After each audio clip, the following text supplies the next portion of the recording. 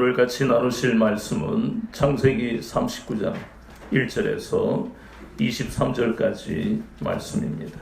창세기 39장 1절에서 23절까지 말씀입니다. 창세기 39장 1절부터 6절까지 교독하겠습니다. 1절부터 6절까지만 읽겠습니다. 요셉이 이끌려 애굽에 내려가매 바로의 신하 친위대장 애굽 사람 보디발이 그를 그리로 데려간 이스마엘 사람의 손에서 요셉을 산이라. 여호와께서 요셉과 함께 하심으로 그가 형통한 자가 되어 그의 주인 애굽 사람 집에 이르시니 그의 주인이 여호와께서 그와 함께 하심을 보며 또 여호와께서 그의 범사에 형통하게 하심을 보았더라. 요셉이 그의 주인에게 은혜를 입어 섬기며 그가 요셉을 가정 총무로 삼고 자기의 소유를 다 그의 손에 위탁하니 그가 요셉에게 자기의 집과 그의 모든 소유물을 주관하게 한 때부터 여호와께서 요셉을 위하여 그 애굽 사람의 집에 복을 내리심으로 여호와의 복이 그의 집과 밭에 있는 모든 소유에 미친지라. 주인이 그의 소유를 다 요셉의 손에 위탁하고 자기가 먹는 음식 외에는 간섭하지 아니하였더라. 요셉은 용모가 배어나고 아름다웠더라. 아멘. 오늘은 창세기 39장 1절에서 23절까지의 본문을 통해 하나님이 요셉과 함께 하심으로 하는 제목으로 같이 은혜를 받겠습니다. 우리는 37장에서 요셉이 아주 악한 사악한 형들에 의해 미디안 상인들에게 은 20세겔 팔린 것을 37장에서 보았습니다. 그리고 바로 연결되어서 보디발의 집으로 나오지 않고 38장에서 유다와 다말에 참 넘기고 싶은 내용이 나온 이유를 또 지난 시간에 보았습니다.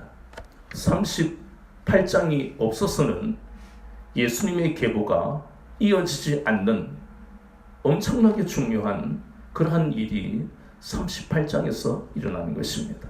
하나님은 우리를 구원하시는 것이 우리가 구원받을 만한 자격이 있어서 구원하신 게 아니라는 사실을 창세기 38장에서 분명하게 알게 하셨습니다. 그래서 로마서 8장 1절 이전에는 그러므로 이제 그리스도 예수 안에 있는 자에게는 결코 정죄함이 없나니 이는 그리스도 예수 안에 있는 생명의 성령의 법 죄와 사망의 법에서 너를 해방하였습니다.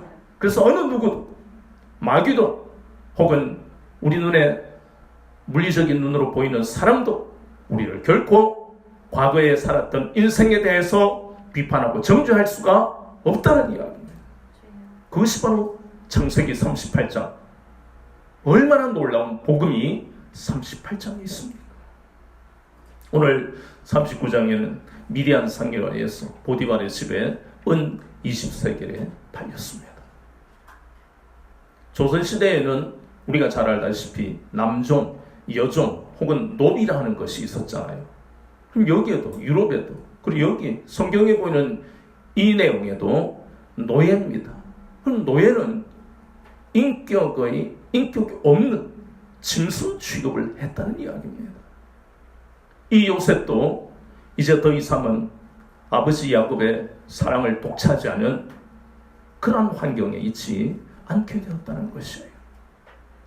그런데 이 요셉은 지혜롭고 그리고 성실해서 얼마 안가 보디발의 신임을 얻게 되고 본문에 보니까 마침내 가정 총무가 되어서 보디발 집의 모든 소유와 그리고 모든 일을 주관하는 그러한 자리에까지 오르게 되었다는 것입니다.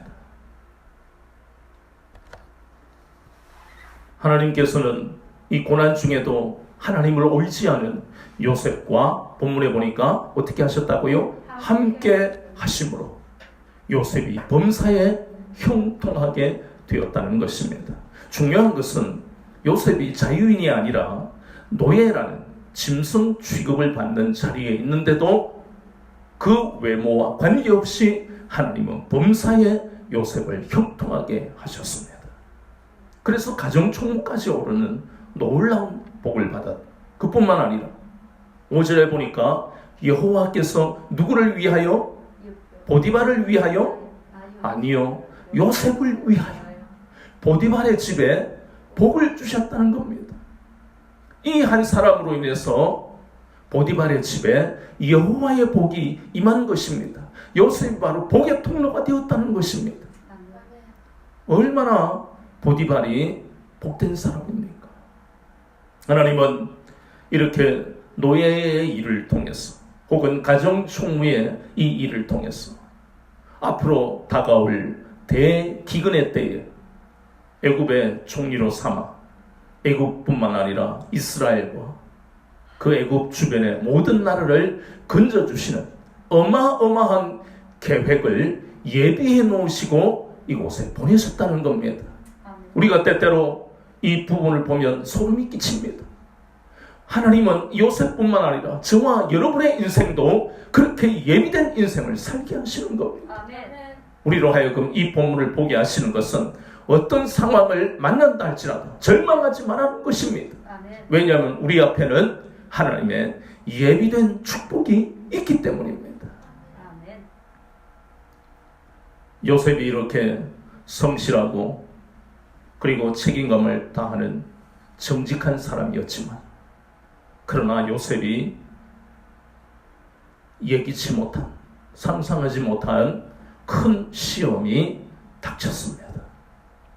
7절과 10절을 보니까 보디발의 아내가 하는 행위를 우리가 보게 되는데, 이 여자는 평소에 행실이 방정하지 못했다는 겁니다. 아무리 노예가 짐승 취급을 받고 자기의 소유로 마음대로 할 수 있다 할지라도, 그러나 지금 요셉은 주인과 여주인의 눈에 혹은 모든 이 집안의 권속들 눈에 얼마나 지혜롭고 성실한지, 정직한지, 그리고 또 믿지 않는 보디발의 눈에도 본문에 보니까 어땠습니까? 하나님이 요셉과 함께 하시는 것이 보였다는 겁니다. 아무리 하나님을 믿지 않는 보디발과 그의 아내라 할지라도 함부로 할 수 없는 그러한 것을 느끼게 하셨다는 거예요, 하나님께서. 그러나 그럼에도 불구하고 보디발의 아내는 집요하게 요셉을 유혹합니다. 요셉의 입장에서는 참 갈등이 생길 수밖에 없어요. 왜냐하면 이 보디발의 아내가 요구하는 대로 응하면 사실 자신은 편해요. 보디발의 신임을 받아서 얼마나 지금 요셉이 특별한 자리에 있는지 모릅니다. 그런데 여주인의 신임까지 받으면 얼마나 요셉의 앞으로의 인생이 탄탄대로겠습니까? 물론 보디발 아내의 정욕의 대상이 될 수밖에 없는 그러한 점은 있다 할지라도, 그러나 만약에 여주인의 요구에 응하지 않으면 요셉이 죽을 수도 있고, 노예는 주인의 소유물이기 때문에 그건 법적으로 살인의 죄가 해당이 되지 않습니다. 혹은 지금보다 더 나쁜 환경이 열악한 곳으로 팔려갈 수도 있습니다. 우리 영화 같은 데 보면 말 안 듣는 노예는 광산 같은 데 거기서 죽지 않으면 나올 수 없는데 팔아버리는 걸 많이 보잖아요. 아니면 고문을 당해서 신체 일부가 훼손될 수도 있고, 너무너무 끔찍한 그러한 고통이 있을 것을 누구라도 짐작할 수 있는 것입니다. 요셉에게 기가 막힌 웅덩이와 수렁이 다가왔습니다. 그러나 요셉은 하나님의 사람이 아닙니까? 보디발의 아내는 아무렇게나 행동해도 전혀 상관이 없는 인생을 살았어요. 그것을 하나님은 로마서를 통해 로마서 1장 18절과 28절에 보디발의 아내와 같은 그 인생을 향해서 죄인이라고 말씀합니다. 18절에 보니까 경건치 못하고 불의한 인생을 살아온 게 보디발의 아내입니다. 또 28절에는 마음에 하나님 두기를 싫어했다는 거예요. 요셉이 하나님과 함께 있음을 모든 사람이 느끼고 그것을 보았는데도 보디발의 아내는 마음에 하나님 두기를 싫어했습니다. 에베소서 2장 3절에 육체와 마음이 원하는 대로 살아온 사람이 바로 보디발의 아내입니다. 그래서 그렇게 행동을 해도 아무렇지도 않았다는 것입니다. 그러나 요셉은 그렇지 않았습니다. 본문에 보니까 요셉은 이러한 행위에 대해서 이것이 하나님 앞에서 큰 죄라는 것으로 인식하고 있었던 겁니다. 청년의 때에는 때때로 나이가 어리기 때문에 실수할 수도 있습니다. 어른들은 그러잖아요. 청년의 때는 좌충우돌을 하는 거니까 괜찮아. 실수가 다음에 성공을 위해서 필요한 거야. 그렇게 이야기합니다. 그리고 인생에 있어서 청소년 때나 청년 때는 이런 실수를 통해 자라는 거예요. 그러나 요셉은 그렇게 생각하지 않았다는 것입니다. 전도서 12장 1절을 보면 청년의 때에 여호와를 기억하라고 하나님은 말씀합니다. 전도서 12장 1절뿐만 아니라 다니엘서 1장 8절에 보면 다니엘은 하나님 앞에 뜻을 정했습니다. 고난이 오면 우리는 때때로 현실과 타협하고 싶잖아요. 자신의 행위에 대해서 합리화하고 싶은 게 저나 여러분의 그런 마음입니다. 일치하는 마음이. 그러나 성경은 하나님의 사람은 그렇게 살아서는 안 된다고 요셉을 통해 우리에게 말씀하고 있습니다. 디모데전서 6장 11절 12절 말씀에 보면 이러한 모든 악을 피하라 했습니다. 그러면 그 다음에는 어떻게 하라고요? 믿음의 선한 싸움을 싸우라고 말씀하고 있습니다. 디모데후서 2장 22절에도 청년의 정욕을 피하라고 말씀하고 있습니다. 요셉은 정확하게 하나님이 원하시는 뜻대로 행동하고 있습니다. 그렇다고 다가올 고통이나 불이익이 없어질까요? 아닙니다. 요셉은 다가올 불이익이나 고통을 누구보다 잘 알고 있습니다. 그러나 그러한 고통보다도 요셉은 영원한 상급을 사모한 신앙인이었습니다. 그 신앙으로 요셉은 이 유혹을 이겨냈다는 것입니다. 창세기 50장 25절에 보면 요셉은 유언을 남기잖아요. 내가 죽고 나면 내 유고를 가나안 땅에 모시고 가라. 히브리서 11장 22절에 똑같은 그런 말씀이 나옵니다. 이것은 무엇을 말합니까? 요셉은 고난의 때를 만났다 할지라도 또 애굽의 총리가 되어서 부요한 중에 있다 할지라도 그는 믿음이 변하지 않는 신앙인이었다는 것을 우리에게 보게 하는 것입니다. 요셉은 이렇게 노예 때에 그 고난을 당한 고통 속에서 하나님이 함께 하시는 신앙인으로 범사에 형통한 삶을 살았습니다. 그런데 보디발 아내의 유혹이라는 생각하지도 못한 그런 어려움이 또 닥쳤을 때에도 얼마나 그것이 고통스러웠겠습니까? 그러나 신앙으로 이겨냈다는 것입니다. 우리가 이런 고난 가운데에 마귀의 유혹이 다가오면 참 이기기가 힘들어요. 평소에는 깨어있으면 이것이 나를 향한 마귀의 공격이고 마귀의 유혹이라는 것을 어느 정도는 알아요. 그러나 고난의 때가 되면요, 우리의 몸과 마음이 지치는 거예요. 이 문제가 언제쯤 해결이 될까?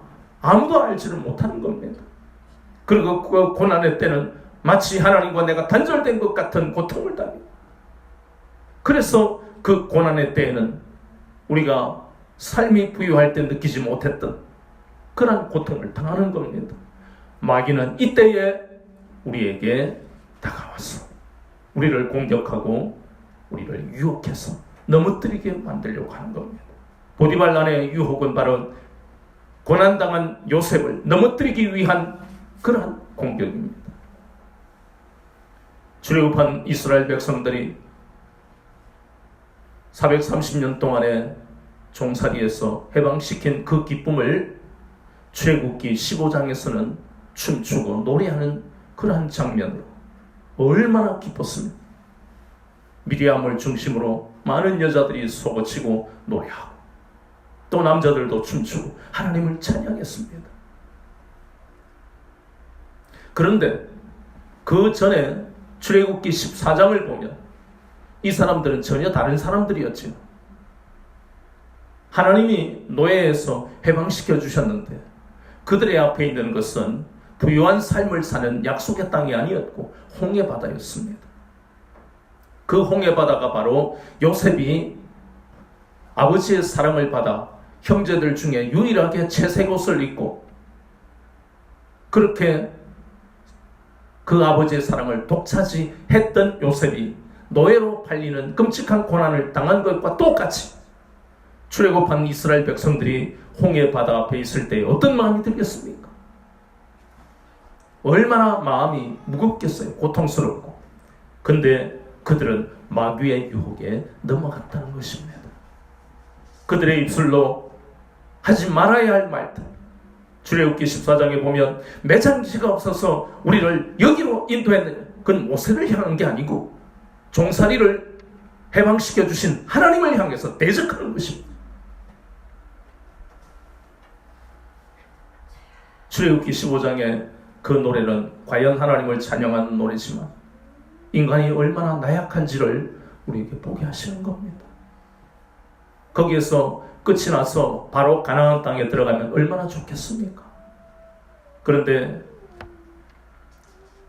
16장부터 17장에 보니까 양식이 전혀 없는 신광야, 마실 물이 전혀 없는 르비딤, 하나님이 인도하셨을 때 그들의 입에서는 쓴물이 나왔습니다.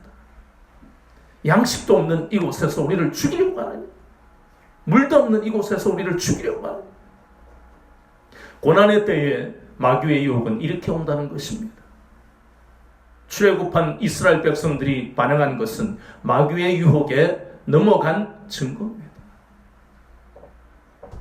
마귀의 유혹이 얼마나 강력한지를 우리는 이 출애굽기 14장 그리고 16장 17장에서 우리는 충분히 볼 수 있습니다. 신광야에서 하나님께서 하늘에서 양식을 비같이 내리셨는데도 그들은 감사하기는커녕 만나를 계속 먹다가 민수기에 보면 어떤 불평을 합니까? 이 박한 식물을 몇 년 동안 먹었는데 40년. 이 박한 식물을 또 먹어야 되느냐? 고기도 안 주시고. 마귀의 유혹이 넘어가면 구원받은 우리조차도 입에서 구원에 대한 감사와 찬양이 나오기보다 현실의 고통스러운 것 때문에 하나님을 원망하고 불평하는 말과 그러한 행동을 하게 된다는 것입니다. 고난의 때에 마귀의 유혹을 이겨내기가 얼마나 힘든지 바로 그 좁은 예, 보디발의 아내의 유혹이라는 아주 리얼한 장면을 우리에게 보고 깨닫게 하시는 겁니다. 거기에서 끝났습니까? 자존심이 상한 보디발의 아내는 자기 남편을 충동해서 이 요셉을 감옥에 가두어 버립니다. 요셉의 마음에는 어떤 생각이 들었겠습니까? 노예일 때에도 하나님께서 범사에 형통하게 하셨으니까 요셉은 또 이겨내겠지요. 그리고 그에게는 앞에서 우리가 보았던 하나님이 주신, 하나님이 계시하신 꿈이 있습니다. 하나님은 이 고통 속에서도 가정총무로 세우셨고 또 마침내 보디발의 유혹을 이기기도 하셨으니까 내가 비록 감옥에 들어간다 할지라도 하나님은 또 나에게 은혜를 주실 것이다. 꿈은 반드시 이루어질 것이다. 보디발의 아내가 어떤지를 가장 잘 아는 사람이 누굴까요? 보디발이겠죠. 남편 아니겠습니까? 우리는 이 남편 보디발이 아내의 말에 저 요셉이 나를 말이지 나쁜 짓 하려고 막 하는 걸 내가 피했어. 그리고 도망갔다가 자기 옷을 버리고 간 거야. 저 나쁜 놈을 믿지 마. 얼마나 요셉을 나쁘게 말하고 그 죄를 덮으시겠습니까? 남편 보디발이 아내의 말에 동조했는지, 아니면 요셉이 정말 신실하고 정직한 걸 알고 있지만 어쩔 수 없이 감옥에 넣었는지 우리는 알지 못합니다. 그러나 그건 중요한 게 아니에요. 그거 연구하지 마세요. 가장 중요한 것은 하나님이 요셉을 감옥에 들어가게 하시는 데는 이유가 있다 하는 것입니다. 그와 같은 억울한 일을 직장이나 사업을 하면서 혹은 이웃에 혹은 가족, 이런 억울한 일을 우리는 당하기도 하고 앞으로도 당할 수 있어요. 그럴 때 저저저저 하고 우리가 싸우고 법에 제소를 하고 심각한 지경까지 갈 것이 아닌 그 전에 요셉을 보니까 감옥에 가야 할 사람은 보디발 아내, 내가 이런 일을 당하는 이유가 뭐냐? 얼마나 고통스럽고 식음을 전폐할 정도로 견디기가 힘든 상황이지만, 그러나 요셉이 감옥에 있었지만 여전히 그는 하나님이 함께 하셨다고 성경은 말씀하고 있습니다. 그 감옥에 들어가서 간수장이 하나님의 은혜를 받았어. 감옥에, 몸만 감옥에 있지 자유자재로 그 감옥의 모든 크고 작은 일을 요셉에게 또 맡겼습니다.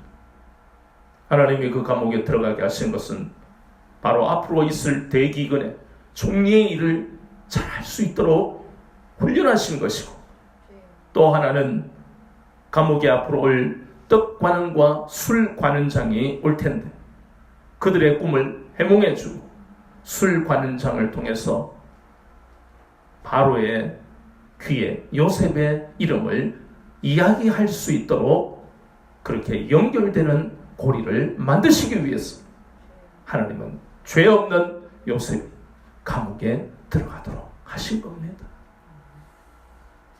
요셉은 하나님이 함께 하시고 또 하나님이 계시하신 그 꿈이 반드시 이루어질 것을 믿는 믿음으로 범사에 형통한 복을 받았습니다. 자, 저를 보세요. 그렇다면 이제 우리는 이 창세기 39장을 보면서 하나님이 어떤 사람과 함께 하시는지를 요셉을 통해 우리는 깨닫게 되었다는 것입니다. 그러면 우리가 성경에 나오는 그 말씀들을 통해 하나님이 어떤 사람과 함께 하시는가? 창세기 12장 8절과 26장 25절에 보면 아브라함과 이삭은 가는 곳마다 하나님 앞에 제사를 드리고 여호와의 이름을 불렀더라, 이렇게 성경은 말씀합니다. 그게 무슨 의미입니까? 주님은 바울을 통해 로마서 12장 1절 2절에서 너희는 하나님께 너희 몸을 거룩한 산 제물로 드리라. 이 세대를 본받지 말고 하나님이 기뻐하시는 뜻이 무엇인지를 분별하라.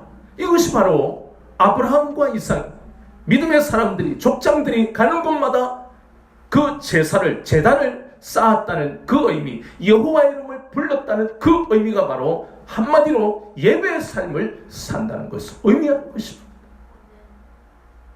그것이 바로 하나님이 함께 하시는 근거가 되는 것이고, 또 하나 이러한 예배의 삶뿐만 아니라 창세기 35장 1절에서 4절까지 보면 거기에 하나님은 야곱과 그 부족민들에게 의복을 새로 입고 자신을 어떻게 하라? 정결하게 하라. 두 번째 우리가 보는 것은 하나님은 어떤 사람과 함께 하시느냐? 심령이 정결한 사람, 삶이 정결한 사람과 함께 하신다는 것을 우리가 요셉을 보면서 그 엄청난 시험 앞에서 내가 하나님 앞에 어떻게 큰 죄를 짓겠느냐, 정결한 것으로 의미합니다. 어떻게 정결하게 됩니까? 에베소서 5장 26절에 보니까 물로 씻어 말씀으로 깨끗하게 하사 거룩하게 하신다. 디모데후서 2장 21절에 보니까 이런 것에서 자기를 깨끗하게 하며 거룩하고 의미 없고 하나님이 이런 사람들을 쓰신다 그랬어요. 하나님 앞에 정결한 그러한 심령, 그리고 우리의 말과 행동도 정결해야만 하나님이 함께 하신다는 것입니다. 그뿐만 아닙니다. 역대하 16장 9절에 보면 전심으로 나를 찾는 자에게 하나님이 능력을 나타내신다 그랬습니다. 잠언 8장 17절에 나를 찾는 자가, 간절히 나를 찾는 자가 나를 만날 것이라고 말씀합니다.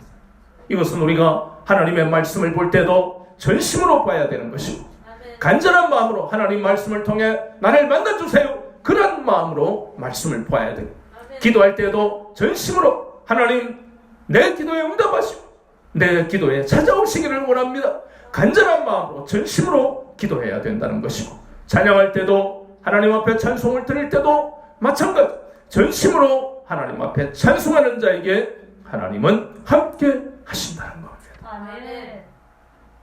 또 하나님은 어떤 사람과 함께 하십니까? 열왕기하 20장 1절에서 7절까지 보니까 히스기야가 죽을 병에 걸렸습니다. 그것도 그냥 죽을 병이 아니고 하나님이 예언하셨어요. 너는 곧 죽을 것이다. 그때에 히스기야는 포기하지 않고 벽을 향해 하나님, 내가 이 범죄한 우상 숭배하고 불순종한 이스라엘, 이 유다, 하나님 이 많은 사람들과 영적인 전쟁을 벌이면서 우상을 철폐하고 종교개혁을 일으킨 것을 기억해달라고, 내가 오직 하나님만 바라보고 살았던 것을 기억해달라고 애통하며 기도하는 거예요. 그때 하나님께서 그에게 뭘 하십니까? 내가 내 기도를 들었다, 내가 네 눈물을 보았다 그러시잖아요. 왜요? 그가 전심으로 하나님 앞에 간절하게 하나님을 찾았기 때문에.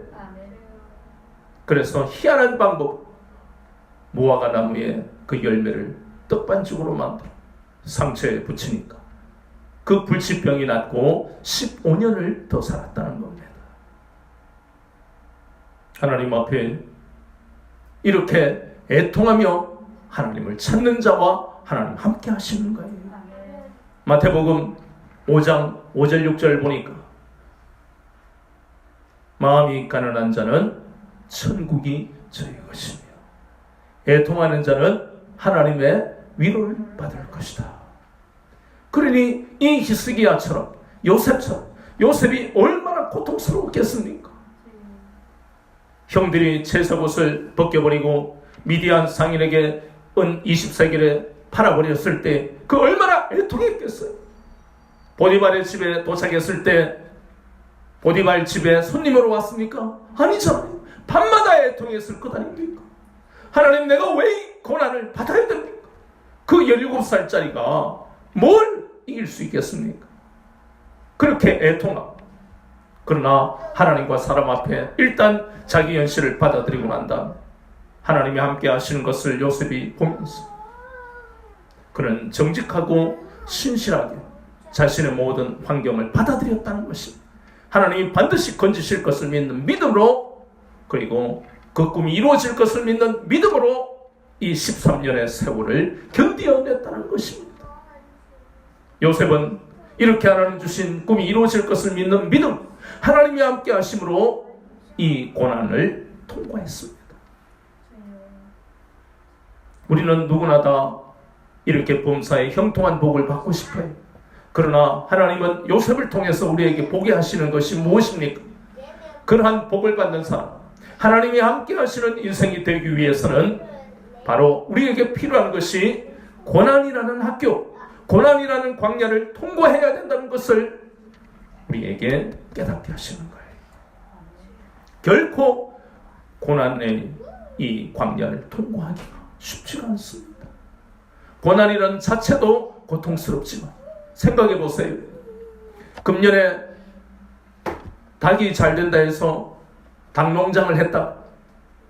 갑자기 여러 가지 문제가 생겨서 닭들이 추위에 얼어 죽고 무슨 세균에 감염돼서 죽고 다 죽어버렸다.